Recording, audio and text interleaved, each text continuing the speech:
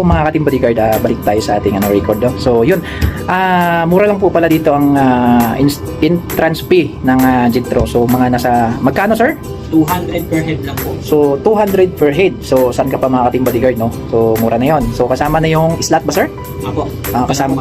Oo, kasama na po yun doon. Dito po ang plate, tsaka equipment is libre. Libre po ang plate. Hawa kayo sa plate. Okay, so plate. Only plate. Only plate po mga kating bodyguard. So saan ba kayo? So sa Jitro na tayo mga kating bodyguard, no? Dito lang po yun sa Barangay Bucaldas, Marinas, Sampaloc do.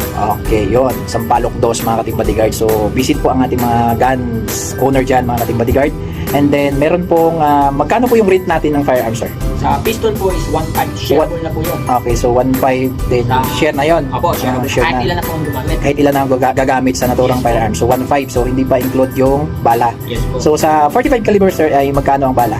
19. 19 ang isa. So yung 9mm naman sir? 18.